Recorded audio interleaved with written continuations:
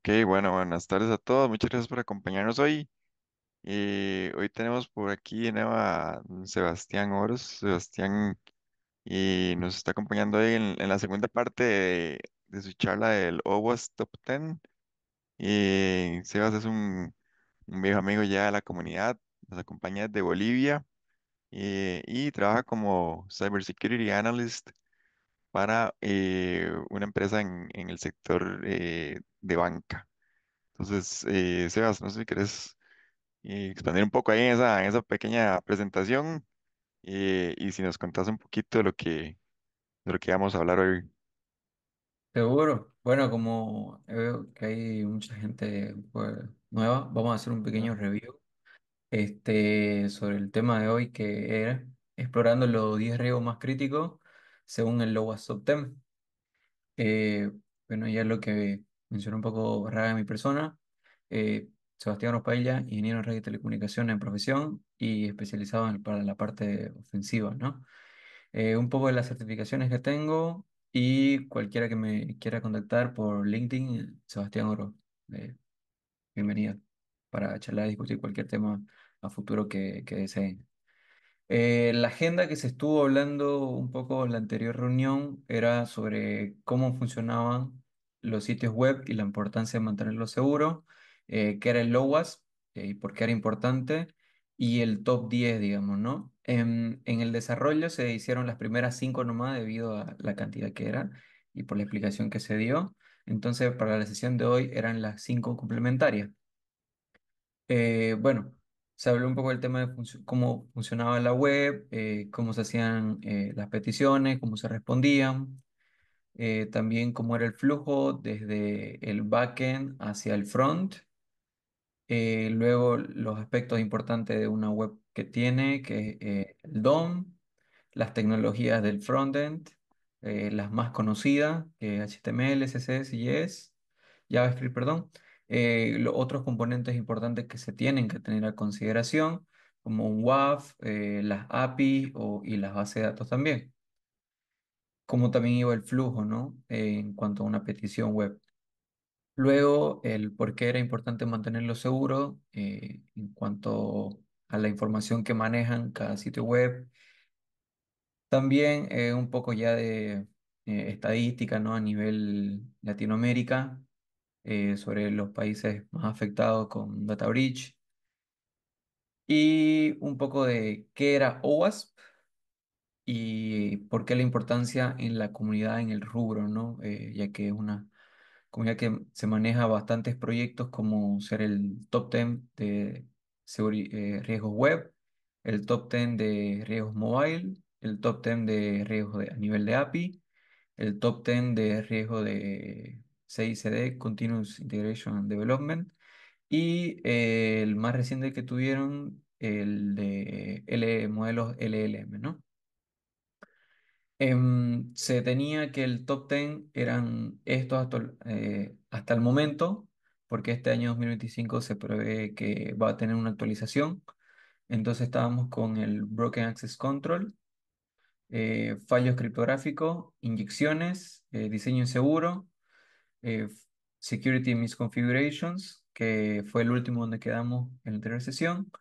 Y para esta sesión tocaba hablar sobre componentes desactualizados y vulnerables, fallos en la autenticación e identificación, fallos en la integridad del datos del software, fallos en el monitoreo o la seguridad de los logs y la última que era el Server-Side Request Forgery.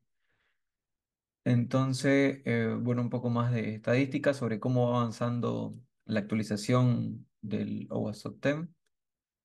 Y bueno, las vulnerabilidades, como lo mencionaba, estuvimos viendo Broken Access Control, qué era, y dábamos ejemplos, ¿no? De cómo abordarlo. También contábamos con unos ejemplos de Pursuit, que es una academia muy recomendada para todo lo que es las prácticas de entornos web en cuanto a vulnerabilidades, ¿no? Es, si no estoy mal, la más completa a nivel web en todas las vulnerabilidades que existen. También ellos hacen parte mucho en research, investigación sobre todo lo que es vulnerabilidades web, entonces es la más completa. Bueno, hay un poquito más de los ejemplos que estuvimos viendo, usando su misma herramienta, que era este, el, el Burp, que nos ayuda a identificar el tráfico de los sitios web, proxiándolo obviamente y ver qué pasa por debajo en cuanto a las peticiones, qué datos se envían, cómo se envían, las cabeceras y demás. Luego teníamos, estos son más ejemplos. Cómo prevenir cada vulnerabilidad con sus consejos de acuerdo al OWASP, digamos, ¿no? Luego teníamos la segunda habilidad que eran los fallos criptográficos. Describimos un poco de qué trataba, damos algunos ejemplos, sus recomendaciones. También lo mismo para el tema de inyecciones. Damos unos ejemplos, otros ejercicios con Swigger y también las recomendaciones, cómo evitarlas, esas vulnerabilidades, ¿no? A nivel de desarrollo. Luego continuamos con diseño inseguro. Hablamos un poco sobre qué era el diseño inseguro, dimos los ejemplos correspondientes y su estrategia de mitigación también.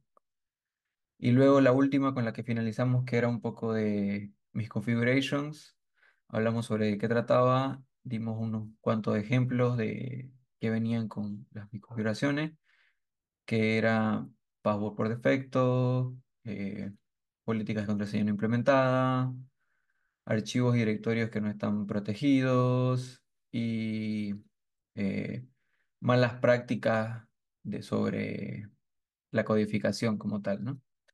Eso. Dimos un ejemplo que era de Course, que nos permitía acceder a sitios que no deberían ser accedidos por cualquier otra persona de afuera, sino por dominios específicos. ¿Cómo mitigarlo? Usamos igual un ejemplo de Pursuier, donde encontramos una secret key y resolvimos el laboratorio y también dimos eh, los consejos para prevenir, ¿no? Para hoy vamos a estar comenzando con la vulnerabilidad número 6, que eran los componentes vulnerables y desactualizados. Ok, hasta el momento, ¿alguna pregunta con los puestos previamente para que avancemos? Por ahí un comentario nada más. La primera parte de la charla la vamos a estar subiendo al canal de YouTube también. Y todavía estamos pendientes de subirla, entonces para que tengan esa parte en cuenta. Y una vez que tengamos las dos listas, ya las vamos a estar subiendo. Buenísimo, gracias, Real. Em, bueno, si no hay más comentarios, bueno, avanzamos nomás entonces. Bueno, la vulnerabilidad número 6 de acuerdo al OWASP 10 hasta el 2021 actualizado, nos habla sobre los componentes como la biblioteca y librería que tiene vulnerabilidades conocidas y las usamos en la parte del desarrollo, ¿no? Estos componentes del sistema operativo, paquete de software o aplicaciones o entorno de ejecución son del lado o bien del cliente o también del servidor. Entonces, con una configuración de software insegura, pueden que estas dependencias antiguas o sin parchar nos traigan consecuencias a la hora de que puedan vulnerar un sitio web.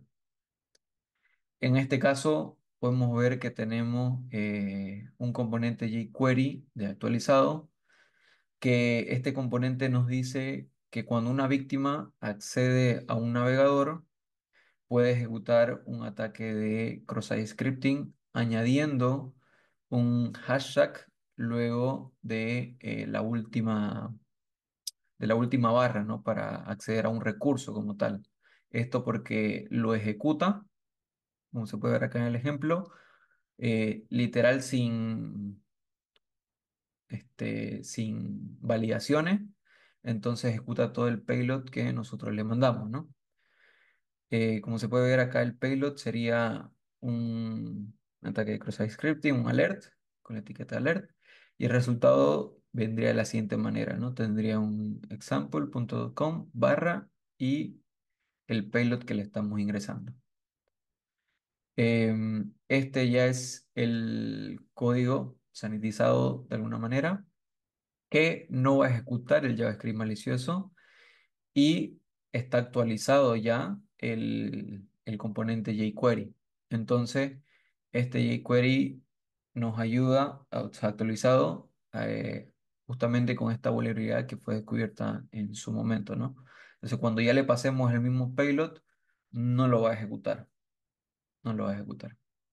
Tenemos un ejemplo justamente en Pursuit sobre esta misma vulnerabilidad que utiliza la función de jQuery para desplazarse en una publicación cuyo el título se pasa a una propiedad location.hash y para resolver el laboratorio tenemos que enviarle un exploit a la víctima para que llame la función print y que le ejecute en su navegador.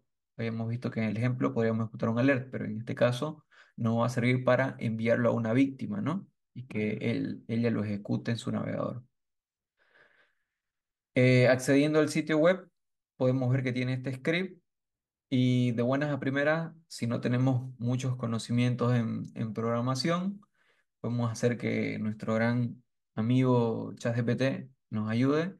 Entonces, procedemos a copiar y se lo mandamos a ChatGPT que nos explique. Y nos dice que este script escucha los cambios en el hash de la URL, o sea que lo que está después, y lo extrae en el valor, como vemos, el window location.hash, el slice one, que sería de esta manera. El ejemplo que habíamos visto, y si se le pasa un hola, extrae el hola y ejecuta, ¿no? Aplica el decode URL del componente y al valor, por si hay alguna codificación en la URL, digamos, ¿no? Si es que se manda codificado. El problema del valor extraído de este hash es que se va a inyectar directamente en el jQuery y esto puede ser explotado por el contains, ¿no? Que sería este script acá y el valor va a estar acá y se va a ejecutar. Entonces, suponiendo que al abrir el sitio de la víctima se manda el payload y se va a cargar así como se ve con el section block, list, h2, va con el contenido y lo que le estamos mandando. Esto ejecutaría el payload malicioso. Ok, ahora lo que hacemos para mandarle esto a nuestra víctima es que justamente el laboratorio tiene un servidor malicioso autohosteado, digamos, de la aplicación y nos da esa facilidad de que no tenemos que hostearnos algo localmente. Entonces, ¿qué hacemos? Mandamos en el body, le ponemos el sitio en el source que es el sitio web de la página, el cual nosotros tenemos, o puede ser accesada, y le cargamos, después del hashtag, si pueden ver, este payload que cuando se cargue, se va a mandar en este source o en este origen, le va a agregar el payload que habíamos mencionado anteriormente, pero esta vez con la función print, que eso es lo que nos pide el laboratorio, ¿no? Cuando nosotros esto lo guardamos y se lo mandamos a la víctima, y, bueno, acá un poco de la descripción de qué hace el payload, que es que crea un iframe. El iframe es como va a cargar la misma página que le estamos mandando y al cargarlo en el atributo source se va a modificar dinámicamente el payload, ¿no? Que le estamos mandando. Eso quiere decir que está inyectando el string malicioso en el hash del source y quedaría como en este ejemplo acá, que es lo que estamos mandando, ¿no? El sitio con la vulnerabilidad va a cargar la página, va a leer el contenido y lo va a inyectar en el DOM y luego se va a ejecutar el código que en este caso estamos mandando print. Entonces nosotros lo mandamos a la víctima y automáticamente, eso es lo bueno que tiene Pursuit también, que simula que una víctima está accesando el sitio cada 5 segundos o cada 10 segundos. Entonces, ni bien nosotros lo mandemos el script, la víctima va a acceder y va a ejecutar nuestro script malicioso y nos va a decir que logramos resolver el laboratorio. Y justamente el componente que es vulnerable a este tipo de inyecciones es este jQuery 1.82, que son un JavaScript library for DOM operations. Perfecto. Entonces ahora, ¿cómo prevenir este tipo de situaciones? eh, Debemos eliminar las dependencias que no se utilicen, funciones, componentes o archivos y documentación innecesarios, porque a veces no simplemente puede venir por unas dependencias, sino por algunas funciones también o componentes del mismo desarrollo, ¿no? O quizás algún archivo que se dejó ahí y no se eliminó a la hora de pasar a producción. Entonces, otra recomendación sería inventariar continuamente las versiones de los componentes del lado del cliente y del servidor. Por ejemplo, los frameworks, bibliotecas y sus dependencias mediante herramientas como versiones de comprobación, de dependencia de LOAS, ¿no? Que tiene igual varias ahí que nos pueden ayudar. Esto es algo que no se toma mucho en cuenta y que por experiencia propia le digo, a nivel de desarrollo lidio mucho con los desarrolladores que no les gusta actualizar sus componentes porque dicen, me vas a fregar todo el desarrollo y ellos lo dicen en esta versión, pero tu versión es desactualizada. Entonces, no simplemente el hecho de que porque te funcione quiere decir que está bien, sino que hay que adaptar por algo está actualizado, digamos, ¿no? Entonces, siempre es bueno darle una vista a los componentes, librerías y todo que están usados en el desarrollo. Otra característica u otra recomendación es obtener los componentes únicamente de fuentes oficiales y a través de enlaces seguros. Y también supervisar las bibliotecas y componentes sin mantenimiento o que no creen parches de seguridad para versiones anteriores.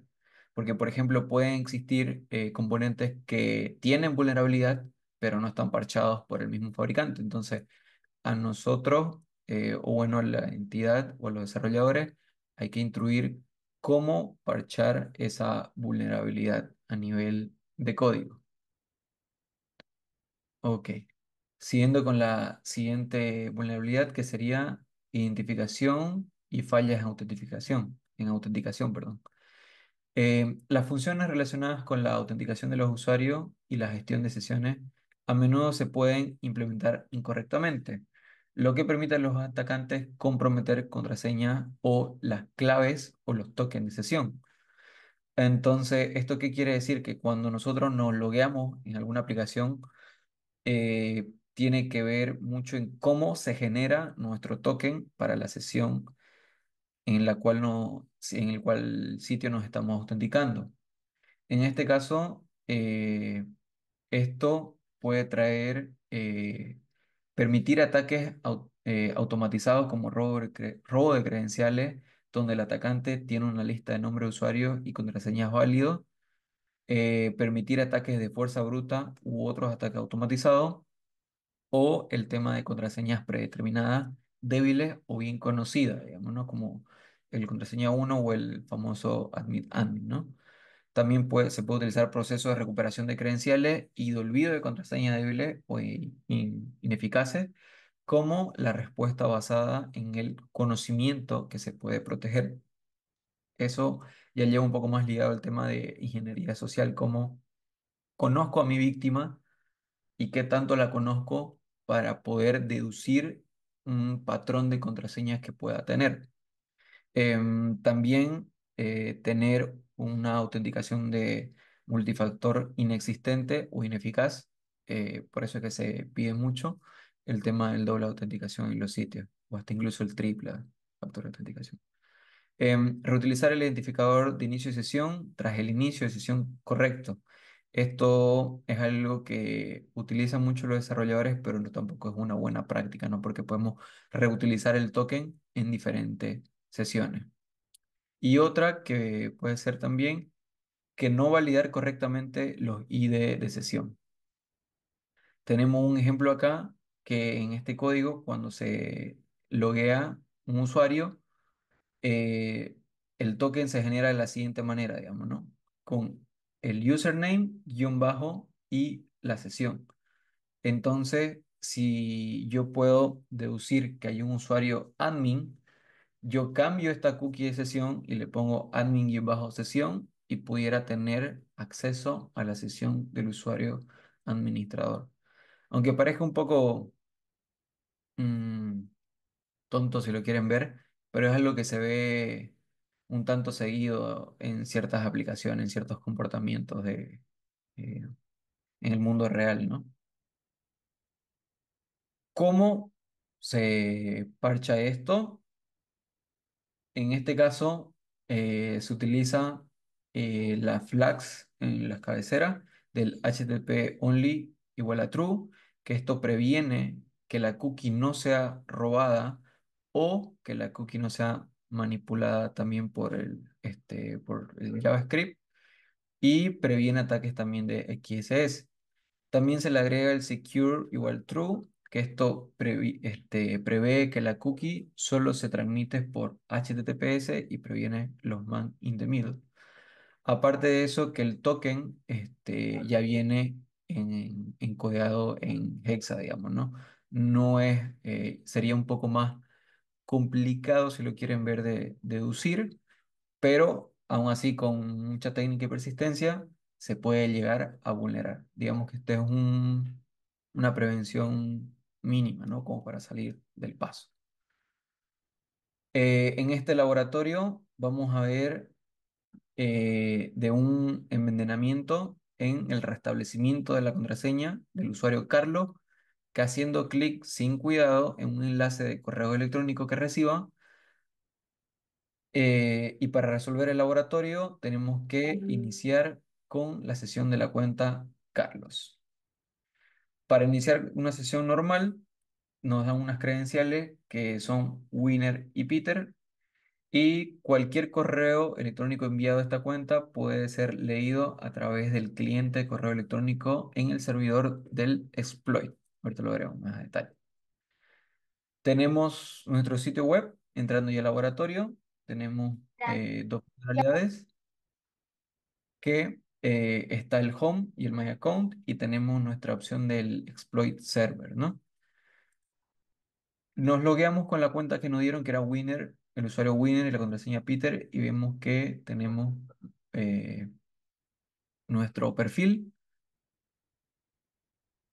Seguimos con a ver, que tenemos para actualizar el update del email y mandando nuestro usuario, dando la opción de submit, dice que nos va a llegar un correo para resetear nuestra contraseña. Entonces, viendo nuestro exploit server, vemos que tenemos el email client y accesando a él, vemos que nos llegó un correo para el reseteo de nuestras contraseñas. Mm. Ingresando al link, vemos que nos aparece la opción para poner nuestra nueva contraseña y confirmarla, ¿no? Entonces, cuando hacemos eso, se reinicia nuestra contraseña y tenemos que volver a loguearnos. Ahora, viendo ya la petición, cómo se maneja por debajo de la herramienta del Burp Suite, vemos que se manda con un token CSRF y con el nombre de usuario en este endpoint de acá. Entonces, ¿qué podemos ir pensando para obtener la sesión del usuario Carlos? Ya nos dijeron que él va a estar haciendo clic en un link que se le envíe. Entonces, viendo el correo en crudo, cómo es que se manda, vemos que viene desde este link, que es nuestro laboratorio, y nos manda el link para resetear nuestra contraseña. Entonces, ¿cómo procedemos con esto? Vemos el link, como le mencioné, que es donde se manda. Como nosotros tenemos nuestro servidor malicioso y tenemos nuestra URL, vamos a mandar esa URL en la petición para que le llegue a nuestro servidor la respuesta.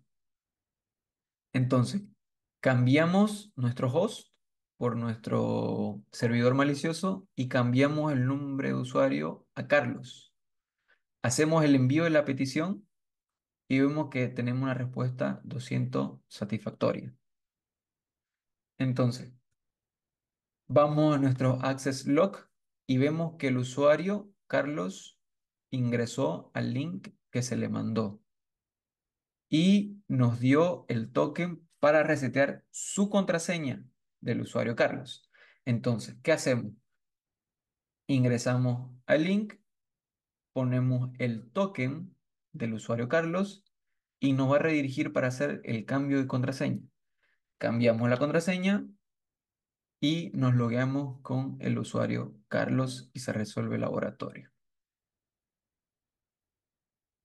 Ahora, ¿cómo prevenir este tipo de ataques, no? Siempre que sea posible implementar factores o multifactores de autenticación para evitar el robo de credenciales, el tema de fuerza bruta y los ataques de reutilización de credenciales robadas. Como recién había igual una exposición masiva de contraseñas de usuarios en todo el mundo, entonces ese tipo de cosas también puede afectar, digamos, ¿no? Porque si nuestra contraseña de algún sitio que nosotros manejamos fue expuesta sin saber cómo, porque nosotros no les pusimos quizás el proveedor o la página donde que fue vulnerada, entonces lo que tendremos que hacer sería cambiarla. Implementar comprobaciones de contraseñas débiles, no credenciales predeterminadas, especialmente por usuarios administradores. Alinear la política de longitud y complejidad y rotación de contraseñas, de acuerdo a los marcos referenciales como NIST. Límite o retrasar progresivamente el tema de los intentos fallidos para cada sesión. Siguiendo con la siguiente vulnerabilidad, estaríamos con los fallos en la integridad de la información. Eh, Era, sí, una pregunta ahí, Sebas. Ahora mencionabas inclusive un tercer factor de autenticación. Pues yo reciente lo vi en una cuenta en la que estoy trabajando, pero Ujú, ¿qué más has visto vos que, digamos, que están utilizando? Bueno, en esa cuenta utilizan ujú, usuario, password, un PIN, que es personal de cada usuario, y además de ujú. eso, un token dinámico, que es como pues, estos tokens que todos sabemos que cambian cada 60 segundos. ¿Qué has visto vos, digamos, que se está utilizando como a nivel de industria Eh, bancaria específicamente? aparte del PIN que usted menciona, digamos, también se le llega un código donde con el Authenticator Ujú, que usted tiene que escanear, no es un código, y ese código, pero lo escanea, le llega el PIN, introduce el PIN en la aplicación y ya recién lo deja pasar. ok, Entonces es como un poco más robusto, un poco más tedioso quizás para el usuario final, sí. pero dependiendo también del contexto, de qué se está tratando de securizar con eso, se aplica, digamos, ¿no? Ujú, Obviamente no le va a poner para unas credenciales Windows o algo que no sea muy crítico, no aplica, digamos, una securización de esa manera. Pero sí, digamos, para otras cosas más delicadas, sí estaría aplicando. sí, ok, ok. Listo, gracias. Por nada. Eh, bueno, siguiendo, tenemos esto de realizar las suposiciones relacionadas con las actualizaciones del software. Esto más que nada se ve en los datos críticos y las canalizaciones del CICD sin verificar la integridad o la deserialización insegura, eh, que forma parte de esta categoría, ¿no? El impacto de las fallas en la integridad del software y los datos que puede provocar en la corrupción de los mismos. También están las violaciones de seguridad, entre otros riesgos, pérdidas financieras, consecuencias legales o tiempo de inactividad y daños a la reputación en la organización. Un ejemplo pudiera ser que un atacante pueda tener acceso al ciclo de desarrollo del software, como se puede ver en la imagen, y pueda inyectar algún script, algo malicioso, que esto vaya en el deployment y se ejecute en la aplicación y ya él solamente tenga que acceder a la misma para tener acceso a la red, de acuerdo al payload o al script o lo que haya inyectado, ¿no? En el ciclo de desarrollo. En este caso, podemos ver que se implementa una herramienta, un malware, y cuando se accede al sitio, se pone un pipe y se ejecuta con un SH. ¿Esto qué va a hacer? Va a hacer una solicitud por GET a la página updateexamples.com, a la herramienta tool.py, que va a escribir en el contenido recibido que se le va a mandar y va a ejecutar este archivo automáticamente, ¿no? Eso ya ahí puede tener eh, lo que nosotros hayamos inyectado, ¿no? Ya sea una reverse shell o una ejecución de comando, eh, o bueno, lo que se invente, ¿no? Lo que ejecute el atacante. En modificaciones en el script corregido, ¿qué va a pasar? Que no va a ejecutar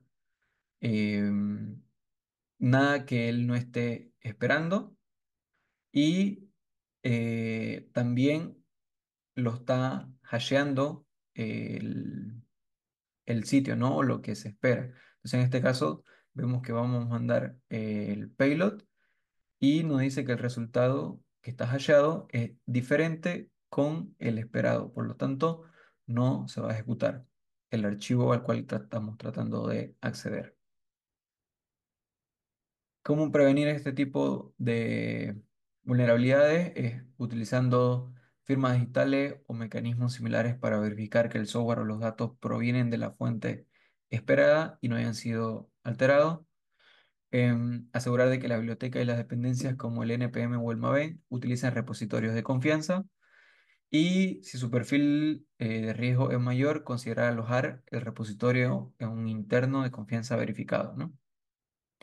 Entre otros, igual es asegurar el canal que se tiene en el CICD, cuanto o que cuente con la segregación y la configuración y el control de accesos adecuados para garantizar la integridad del código que fluye a través de este proceso de compilación y de implementación. El noveno riesgo que tenemos es el tema de fallos en el monitoreo y los logueos de seguridad. Estas debilidades en la detección y la escalada en la respuesta a las infracciones son activas. Sin registro y sin supervisión, las infracciones no se pueden detectar. Esto es cuando alguien está tratando de acceder o ya accede y no se obtiene mm, los logs sobre las acciones que hizo para intentar acceder o ya acceder como tal al sistema vulnerado, ¿no?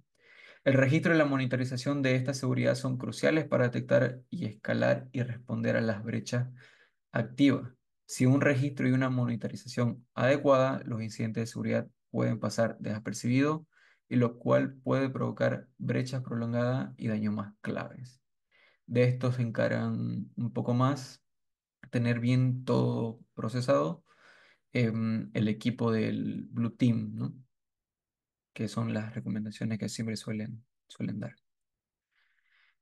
Por ejemplo, sin registro de logs, vemos que un usuario puede cambiar su rol sin ser detectado. Con ya un registro de logs, podemos ver que un usuario ha sido cambiado su rol de editor a admin. Entonces, esto nos puede decir en cuanto a nuestras revisiones, en caso estemos haciendo una investigación forense o estemos investigando actividades maliciosas o algo por el estilo, ¿no? Un caso un tanto práctico que me tocó ver alguna vez, que era em, un administrador de redes, se creó un usuario y él lo hizo administrador a ese usuario y ejecutó cosas que no debía ejecutar con ese usuario porque pensó que no iba a estar registrado, digamos, ¿no? por eso no lo hizo con el usuario administrador. Entonces, aquí cabe mucho este ejemplo también. ¿Cómo prevenir este tipo de vulnerabilidades? Los desarrolladores deben implementar alguno o todos los siguientes controles según el riesgo de la aplicación, ¿no? Garantizar que todos los fallos o inicio de sesión, el control de acceso y validación de entrada del lado del servidor se registren con el suficiente contexto del usuario para identificar cuentas sospechosas o maliciosas y que conserven durante el tiempo suficiente para permitir un análisis forense diferido, ¿no? Garantizar que los registros se generen en un formato en que las soluciones de gestión de registros puedan procesar fácilmente. Garantizar que los datos de registro estén codificados correctamente para evitar inyecciones o ataques en el sistema de registro de monitorización. Y otra, en que los equipos de DevSecOps deben establecer un sistema de monitorización y alertas eficaz para poder detectar rápidamente las actividades sospechosas. Ok, pasando ya a la última vulnerabilidad de este OWASP Top 10, tenemos el Server-Side Request Forgery, que esto ocurre cuando una aplicación recupera un recurso remoto sin validar la URL proporcionada por el usuario. Esto permite que un atacante obliga a la aplicación a enviar una solicitud manipulada a un destino inesperado. ¿Esto qué quiere decir? Que un atacante puede acceder a un recurso interno del servidor que no debería estar visible para un usuario normal. Y en muchos casos, exfiltrar información del servidor como contraseña, usuario, información sensible o lo que contenga, ¿no? En este caso, podemos ver que se va a mandar una URL que va a tener acceso interno al panel de administrador, que eso no estaría disponible para un usuario normal. Entonces, ¿por qué es vulnerable este request? Es porque el parámetro URL se está pasando sin validación ni restricciones al request, lo que va a permitir que el atacante envíe cualquier URL y hacer que el servidor realice una solicitud HTTP en esta dirección, y esto puede explotarse para acceder a servicios internos, consultar metadata en servicios cloud, escanear la red interna del servidor y robar información interna. ¿Cómo se securiza esto? Una de las medidas es validar para extraer el hostname y que se bloqueen explícitamente los destinos peligrosos como un localhost, el 127.0.0.1 o un servidor que mantiene metadata que es nuestro, ¿no? O por ejemplo también la validación de esquemas que comiencen, de URLs que comiencen en HTTP o HTTPS, o bloquear estos wrappers también que son muy comunes para hacer bypasses, ¿no? Y si la URL también es sospechosa, se va a abortar la petición con un error 400 como URL no permitida, ¿no? Y se va a evitar el procesamiento. Unos ejemplos básicos que vamos a ver ahorita ya con la Academia de Portswigger, es que en este laboratorio cuenta con una función de verificación de la funcionalidad stock que obtiene datos de un sistema interno. Y para resolverlo, el laboratorio hay que utilizar la función stock justamente para escanear el rango interno de este segmento y buscar la interfaz de administrador en el puerto 8080. Y luego, una vez encontrado eso, eliminar el usuario Carlos. Ok, tenemos nuestro sitio web, accedemos a los productos, vemos el stock y cuánto nos devuelve. Entonces, cuando ya tenemos esto, verificamos en nuestro worksheet el comportamiento y tenemos que hacer la llamada de la función stock API y vemos que nos da una URL media rara. Entonces, esta URL está URL encodeada, que es un tipo de codificación que maneja el sitio web, y de encodeándola tenemos que está haciendo la petición a este sitio en el puerto 8080 a este endpoint, ¿no?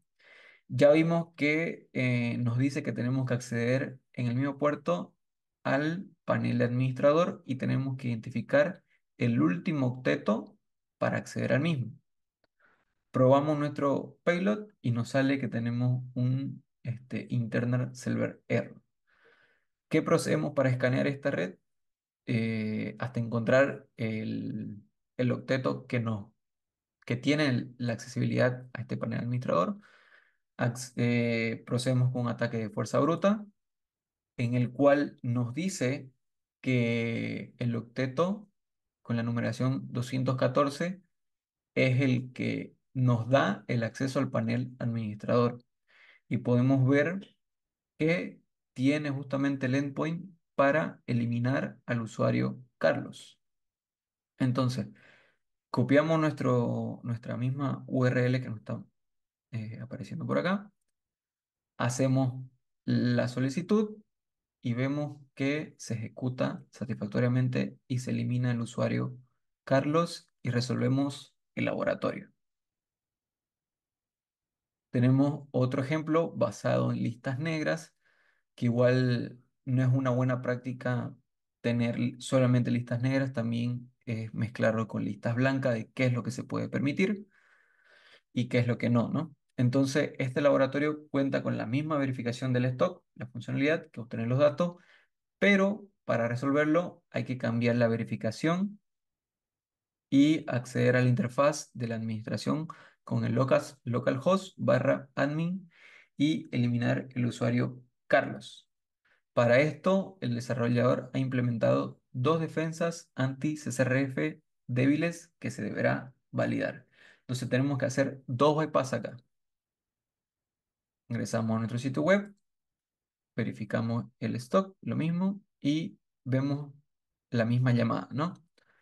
Tenemos el link medio raro al cual está haciendo referencia y como nos dijeron que tenemos que accesar al localhost barra admin, probamos y nos dice que el external stock está siendo bloqueado por razones de seguridad. Una de las maneras de hacer un primer bypass para esto, acá nos dice por Swigger, ¿no? Que podemos cambiar la representación del localhost con 192.168.1 o también con sus otras representaciones encodeadas. En este caso, vamos a utilizar esta última y vemos que nos sigue saliendo ya nos sale un bad request. Entonces, ya en la solución, ya hicimos el primer bypass, ahora nos falta el segundo. El segundo bypass era que la palabra administrador estaba bloqueada. Entonces, ¿qué se procede a hacer acá? Hacer un doble URL encoding de la letra A para ver el comportamiento. Esto es algo muy importante también a tener en cuenta cuando se hace este tipo de verificaciones. Y vemos que el doble URL encodeo de la letra A se obtiene de esta manera. Copiamos y probamos nuestro payload y vemos que tenemos acceso. Otra vez la funcionalidad de eliminar al usuario Carlos. Ejecutamos la funcionalidad y se ejecuta la eliminación del usuario y resolvemos el laboratorio. Ok. ¿Cómo podemos prevenir esto, no? A nivel de red, podemos segmentar los accesos a los recursos remotos en redes separadas, aplicar políticas de firewall tipo denegar por defecto, establecer propiedad en el ciclo de vida para las reglas del firewall y registrar todos los flujos aceptados y bloqueados por el firewall. A nivel de aplicación, sanitizar y validar toda entrada del usuario, aplicar lista blanca como esquema, también puerto y destino de URL, no enviar respuestas crudas del servidor al cliente, deshabilitar las redirecciones HTTP, entre otras, y como advertencias y medidas adicionales, no confiar en listas de denegación ni expresiones regulares para mitigar los SRF, controlar el tráfico local, por ejemplo, lo de localhost que le mencionaba, y usar el cifrado de red o VPN para los frontend como grupo de usuarios dedicados, ¿no?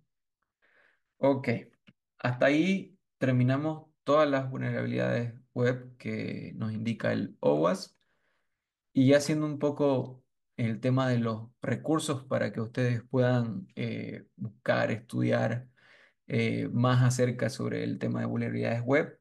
Tenemos unos recursos que son propios de OWASP, como el Juice Shop y el WebGoat, que son aplicaciones con o estilo CTF que tienen múltiples vulnerabilidades que los van a ayudar a identificar, a tener más práctica y para que puedan incrementar, ¿no?, su conocimiento.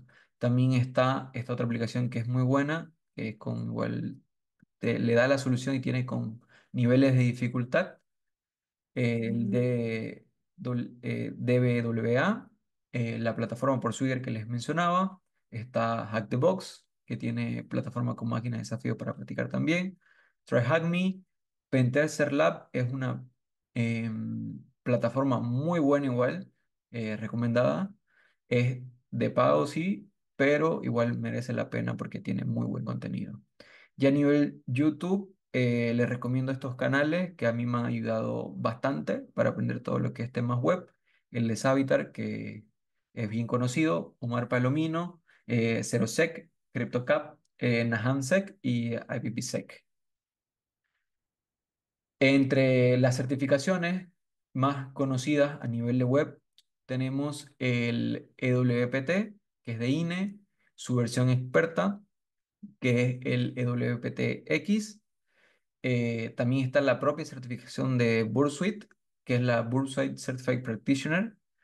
Tenemos también de los entes como TCM Security, que es el PWPA, que es el Pentest Associate, el Junior, el Pentest Professional, que es la versión más avanzada, y recién han sacado la experta. No la logré poner acá, pero sepan que está, ¿no?, la versión experta. Ya le he echado un ojo igual y está interesante, está bonita. Luego tenemos la de Hack the Box, que es la CVH, que es una certificación muy buena y muy completa igual. Y su certificación experta igual que es el CWEE. Y las famosas conocidas de OFSEC, que es el OSWA y el OSWE, que es su certificación nivel experto. Por mi lado, yo cuento con dos. Bueno, entre las que tengo, cuento con dos, que es la de TCM Security, que la recomiendo igual, es muy buena, es bien orientada a entornos reales, y también cuento que recién la saqué hace unos días nomás, la de Bursuit, que igual es muy buena, la recomiendo bastante para que las puedan hacer. Ya Esa si está alguien recién salida al horno. Sí, sí, sí. Literal, la anterior semana estábamos, o cuando fue que lo estábamos discutiendo, Raga, que le dije, ¿no?, que me dé un chancecito para Ah, terminarla. qué bien, felicidades. Entonces, gracias, gracias. Entonces, esto, si alguien luego de la presentación quiere discutir sobre alguna de estas certificaciones o ver cómo prepararse, pueden charlarlo con Raga para ver una sesión especial sobre alguna certificación de las que le mencioné o de las que tengo, o me pueden contactar también por LinkedIn para que les dé algunos consejos, tips o temas de preparación también, ¿no? Que algo no haya quedado claro en la presentación de hoy día. Luego, bueno, para concluir, la seguridad de las aplicaciones web es un campo muy dinámico y crucial en el panorama digital actual, que a mi parecer es algo igual que nunca va a terminar, siempre están saliendo nuevos sitios web, o sea, es en constante evolución. Entonces hay mucho campo en el tema web. Y es importante comprender el funcionamiento de dichos sitios web y la importancia de su seguridad, que es el primer paso para mitigar los riesgos. La lista de los Top 10 sirve como una guía fundamental para identificar y abordar las vulnerabilidades más críticas. Al combinar todo el conocimiento teórico con la práctica a través de recursos como en la academia que ellos tienen y la Academia por Swigger y explorar otras plataformas como blogs, canales de YouTube disponibles, los profesionales pueden desarrollar habilidades necesarias para proteger las aplicaciones web de manera efectiva. Si bien el LOWAS no ofrece una certificación directa, pero existen varias certificaciones reconocidas en la industria que validan la experiencia de la seguridad web y demuestran el compromiso con la protección del software en línea. Siempre es importante mantenerse actualizado, adoptar una mentalidad de seguridad. Primero, que es esencial en la lucha continua contra las amenazas y las amenazas cibernéticas, que es una constante evolución. Bueno, con eso se daría por finalizada. Y si tienen preguntas, a Google. No, mentira, pueden hacerla en el chat sin problema. O pueden abrir el micrófono si gustan. También el Está bueno micrófono, ese meme, te lo voy a robar. La seguro. próxima. Está buenísimo. Yo siempre pongo Está algún bueno, meme ahí al final. sí, para que pierda un poco la seriedad. Sí, sí. Creo que las charlas de ciberseguridad debe ser un buen mix entre contenido técnico y memes. Sí, no, la verdad que sí, ayudan bastante para la misma comprensión, digamos, ¿no? Para la misma comprensión del temario, de lo que se quiera explicar. Es bueno. Sí. Y bueno, mientras los chicos preguntan, no sé si haré una pregunta. ¿Qué te Ujú. pareció ya un poco más, sin entrar en detalles técnicos, digamos, del examen, la certificación de BURP de Port Swigger, perdón? La verdad que está bastante buena, está bastante buena. Es bien trucada en algunos aspectos. No les voy a mentir, no la pasé a la primera, me tomó unos intentos, Ok, ok. pero, pero sí, o sea, el tema está en no rendirse y seguir. El examen ahí tiene una duración de 4 horas y son dos aplicaciones, pero algo que siempre juega en contra en este tema de certificación es el tiempo, ¿no? El Ujú, tiempo y los nervios.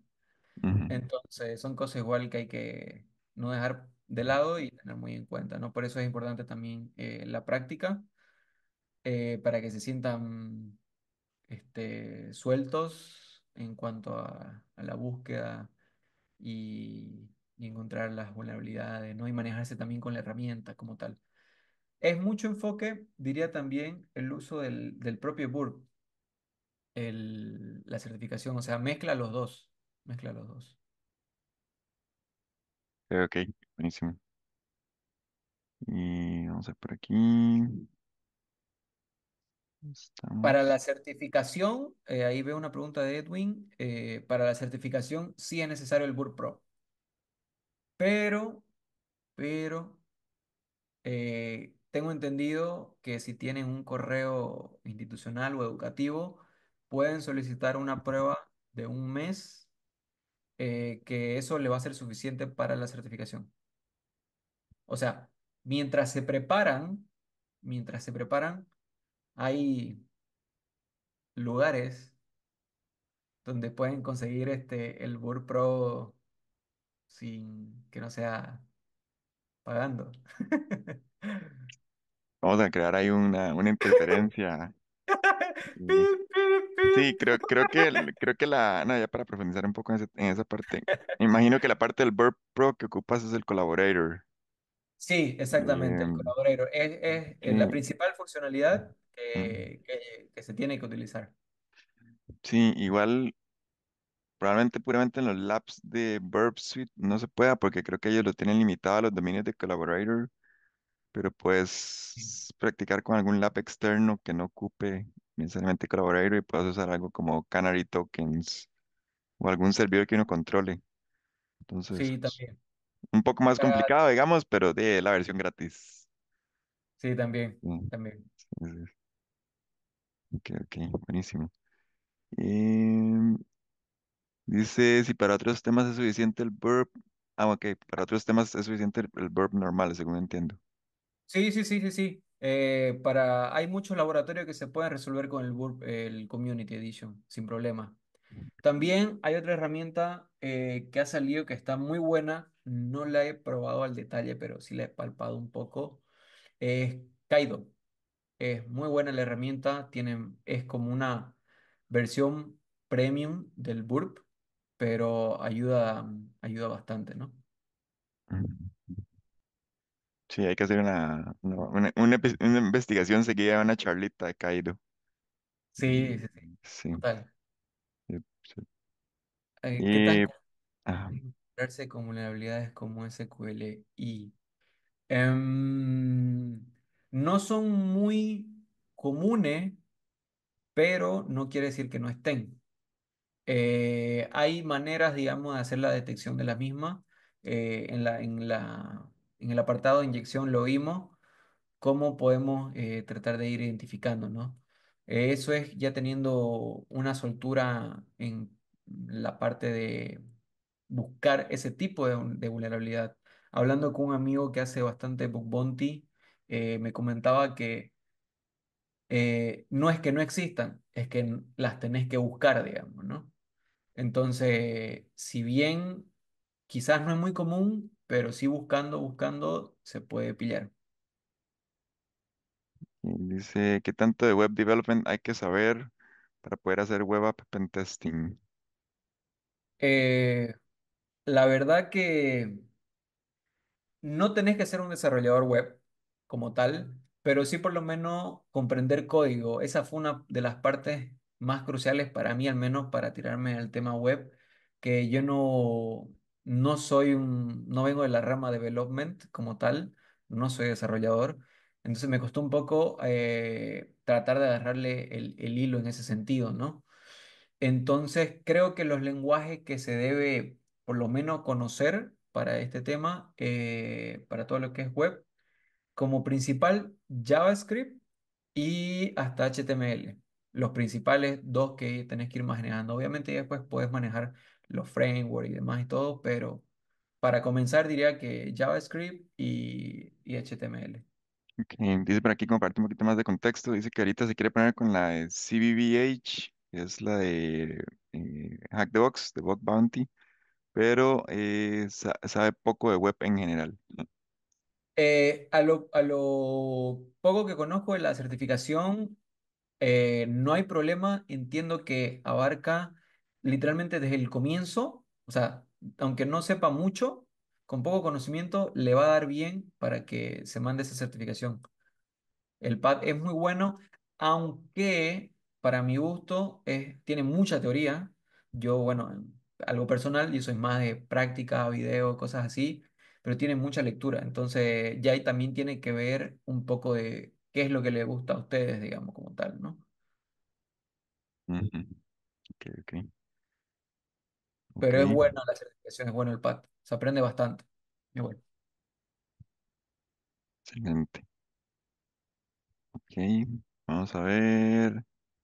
Y hoy en día se puede hacer web pen testing, saber pen testing de APIs.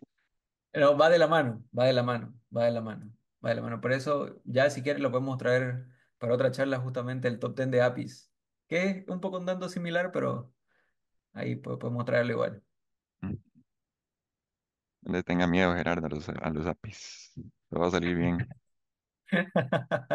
Estaba infiltrado ahí. No, no, es que es un tema muy interesante porque y cuando se pone a uno a hacer pentesting web, prepararse con pentesting web y se enfrenta al mundo real, lo que se encuentra uno ahí son APIs, ¿verdad? Por todo lado. Entonces, Sí, es Sí, bueno hacer como esa combinación.